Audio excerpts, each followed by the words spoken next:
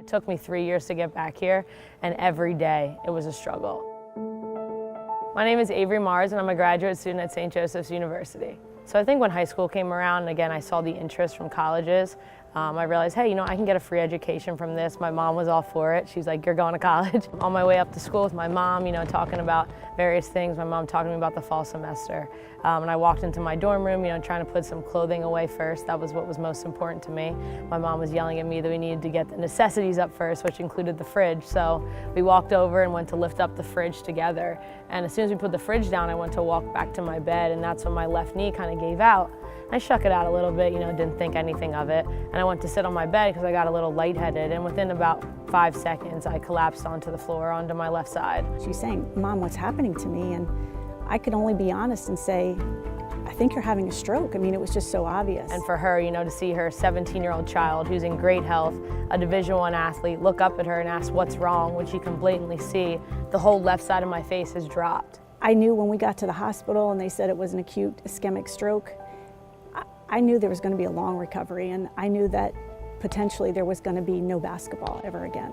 When I was in the hospital, again, I think in the beginning it was a little confusing. I was kind of unsure about what my recovery would entail.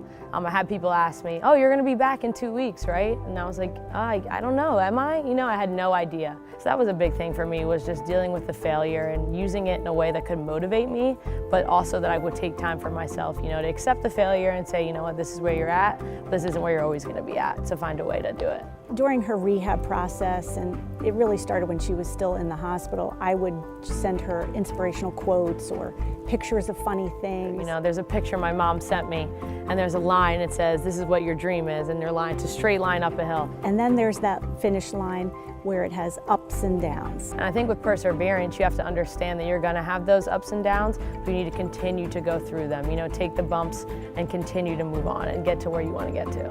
Her persistence and determination has just been unbelievable. I was having a hard day, and I was talking to one of the nurses that I had become really close with.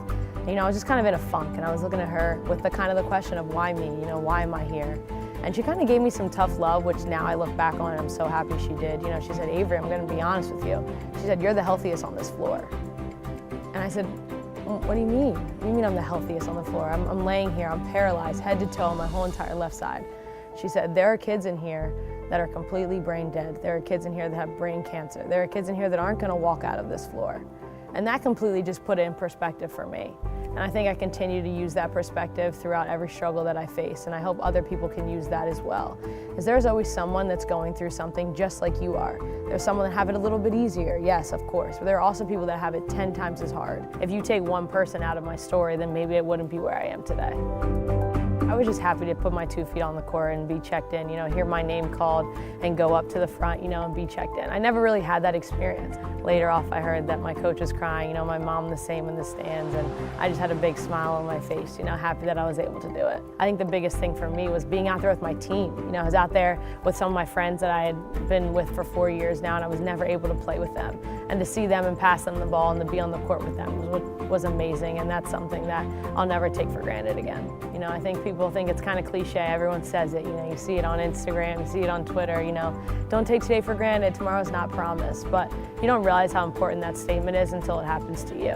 When I'm not playing basketball, I like to do a lot of stuff involving media around campus. I want to be in broadcasting and some form of journalism. So I hope to have my own podcast one day. Right now I'm co-hosting, but hopefully, I can have my own and maybe talk about the struggle that I went through. Having a stroke isn't ideal at 17, but there's no way I'd be where I am today without it.